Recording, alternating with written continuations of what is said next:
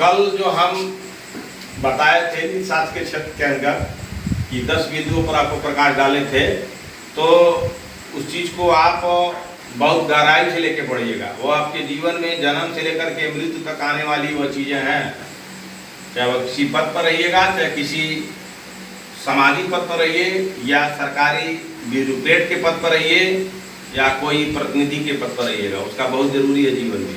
तो आइए हम निशास्त्र के क्षेत्र को बहुत शार्ट में आपको बता देते हैं कि जो बिंदुवार आपके जेहन में बनी रहे और उसको याद कर लीजिएगा, और उसी जो इसके पहले में पढ़ाया था उसी का बिंदुवार कर देते हैं, एक जगह कलेक्शन कर देते हैं, वो अपने दिमाग में उसको कलेक्ट करके रखिएगा। उसी को बिंदुवार अगर आईएएस में पूछ दिया जाए तो एक एक अर्थ को लिखते पॉइंट वाइज उसको डील करके अब समझा दीजिएगा एग्जामिनर को, ताकि आप इस मुकाम पर पहुंच सकें। आइए चलते हैं कि संक्षेप में नीतिशास्त्र के अंतर्गत निम्नलिखित विषय आते हैं। संक्षेप में नीतिशास्त्र के अंतर्गत, संक्षेप में नीतिशास्त्र के अंतर्गत, संक्षेप में नीतिशास्त्र के अंतर्गत, संक्षेप में नीतिशास्त्र के अंतर्गत निम्नलिखित विषय आते हैं। इसको याद कर लीजिएगा। निम्नलिखित विषय आते हैं, निम्नलिखित विषय आते हैं। ठीक है, तो इसके पहले हमने आपको 10 बिंदुओं पर प्रकाश डाला था, उसको व्याख्या भी कर दिया था, और उसको वीडियो को खोल करके पढ़िए, लिखिए, याद करिए। और एक और 60 फार्मूला आपको बता रहे हैं संक्षेप में, तो उसको भी याद करिएगा। तो जितना कल इंटरप्रिटेशन हुआ था 2-3 वीडियो में, वह आपको साफ साफ हो जाएगा। और ये छोटे कक्षा से लेकर के, आईएएस से लेकर के और सभी परीक्षाओं में ये आपको काम आएगा। तो पहला है, आपको नैतिक गुणों के अर्थ का स्पष्टीकरण करना है। नैतिक गुणों के अर्थ का स्पष्टीकरण करना है।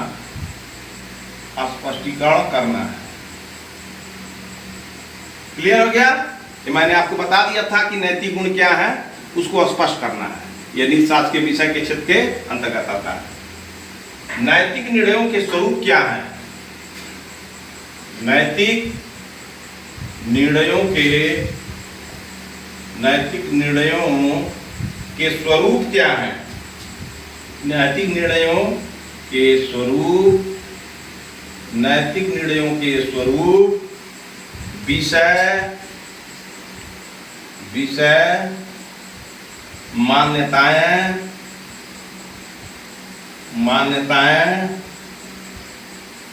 तथा नैतिक शक्ति का विचार, तथा नैतिक शक्ति का विचार, तथा नैतिक शक्ति का विचार,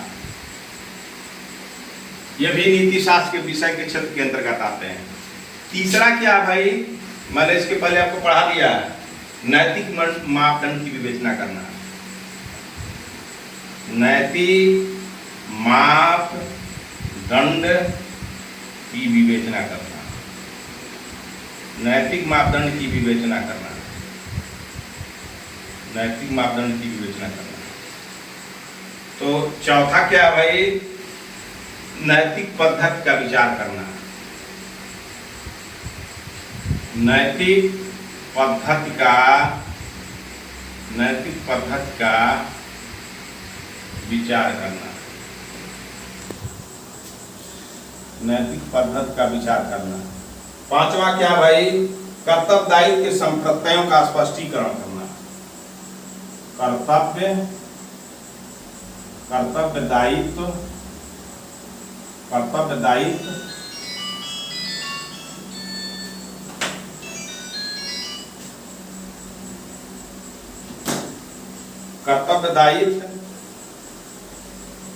के संप्रत्ययों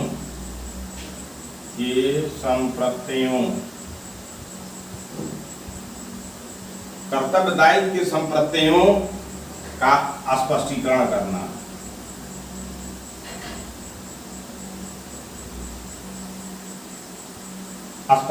करना। छठवां क्या भाई, सद्गुण और दुर्गुण के अर्थ का विश्लेषण करना।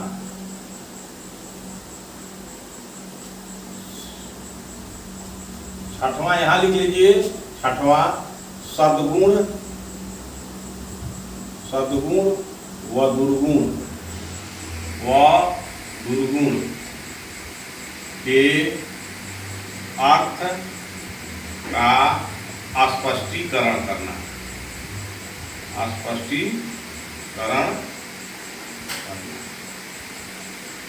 क्या है ये सब नीति शास्त्र का क्षेत्र है, ताकि आपके दिमाग में खाका बना रहे। दंड और पुरस्कार के सिद्धांतों का अध्ययन करना। सातवां है दंड एवं पुरस्कार, दंड एवं पुरस्कार, दंड एवं पुरस्कार ये जो सिद्धांत हैं, ये सिद्धांत का अध्ययन करना, दंड एवं पुरस्कार के सिद्धांत का अध्ययन करना। आठवां है नैतिक भावना का विचार,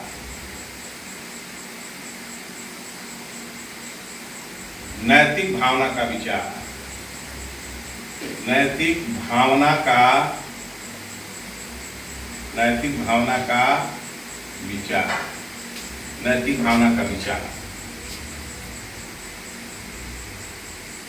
और नवा क्या है, नवा क्या है, विशेष कर्तव्य तथा आचरण के विशेष नियमों का अध्ययन करना। विशेष, विशेष कर्तव्यों, विशेष कर्तव्यों, विशेष कर्तव्यों तथा आचरण, आचरण, विशेष कर्तव्यों तथा आचरण के विशेष नियमों का अध्ययन, के विशेष नियमों का, विशेष नियमों का अध्ययन।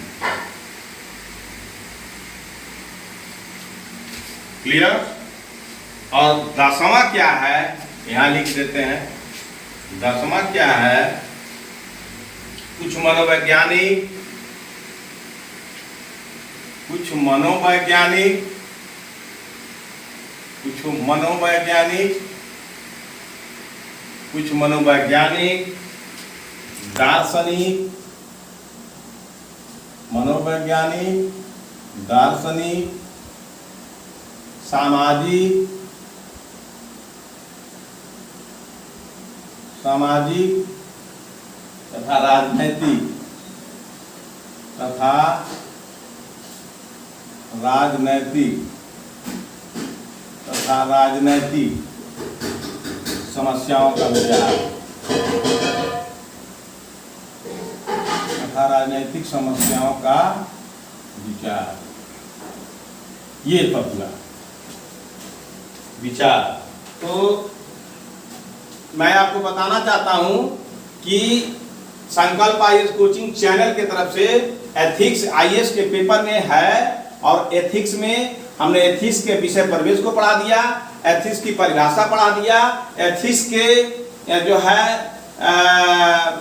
सीमा क्षेत्र या उनका क्षेत्राधिकार कितना होता है वो पढ़ा दिया, और उसका व्याख्या भी कर दिया। अब आपको हम बताते हैं कि ऐसा हम आपको सरल और संक्षेप में बता रहे हैं, इसको याद कर लीजिएगा। याद करिएगा तो आपको आईएएस की परीक्षा में और आईएएस की परीक्षा में लिखने में कोई तकलीफ नहीं होगी। पहला है कि निशास्त्र का क्षेत्र की नैतिक गुण जो है उनका क्या अर्थ है, इसको स्पष्ट करना या निशास्त्र का काम है। दूसरा गुण, दूसरा क्या उसका सीमा है, नैतिक जो निर्णय लेते हैं उसके स्वरूप क्या है, उसके विषय क्या है, मान्यताएं क्या है, तथा नैतिक शक्ति क्या है उसका विचार करना। तीसरा है नैतिक मापदंड की विवेचना करना, नैतिक मापदंड क्या है, स्टैंडर्ड क्या है उसका एक्सप्लेन करना।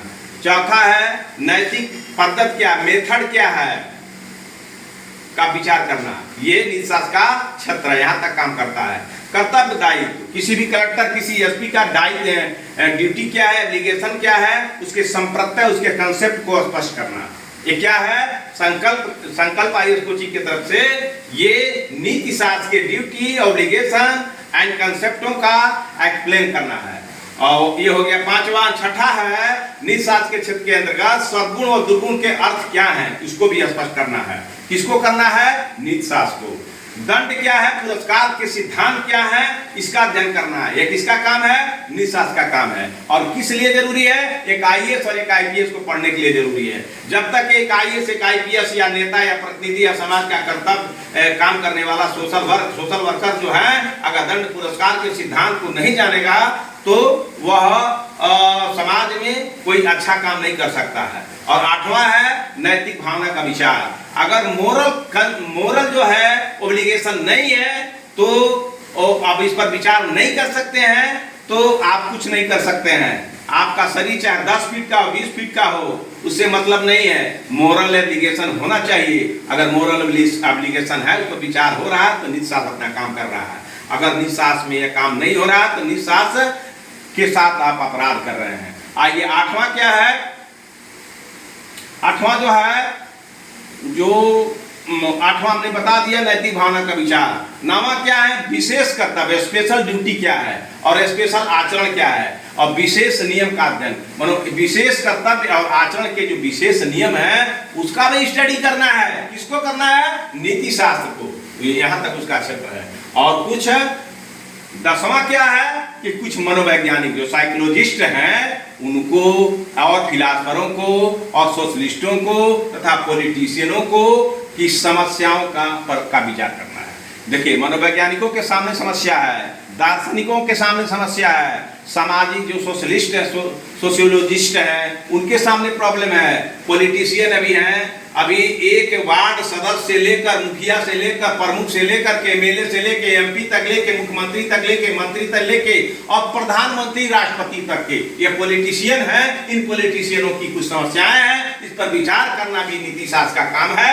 इसीलिए ये सब चीजें अगर पढ़ लीजिएगा तो कोई मतलब यही कहेगा जन्म से लेकर और श्मशान घाट तक का काम नीति शास्त्र के क्षेत्र के अंतर्गत आता है। तो आइए हम अपनी वीडियो को यही समाप्त करते हैं। आप अब नीति शास्त्र के प्रवेश जान गए, नीति शास्त्र की परिभाषा जान गए, नीति शास्त्र का विषय क्षेत्र, नीति शास्त्र का कार्य क्षेत्र जान गए। अब नीति शास्त्र के क्षेत्र में अब मैं आपको नेक्स्ट वीडियो बनाऊंगा कि नीति शास्त्र का स्वरूप क्या है। तो नीति शास्त्र के स्वरूप अब आपको बहुत दिनों के बाद मिलेंगे।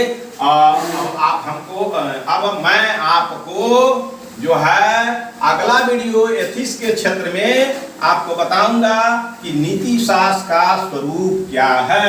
ये अपने दिमाग में रखिएगा कि जब वीडियो मेरा खुलेगा तो नीति शास्त्र का स्वरूप क्या है। नीति शास्त्र का स्वरूप क्या है, नीति शास्त्र का स्वरूप क्या है, अब इस पर वीडियो मेरा बनेगा।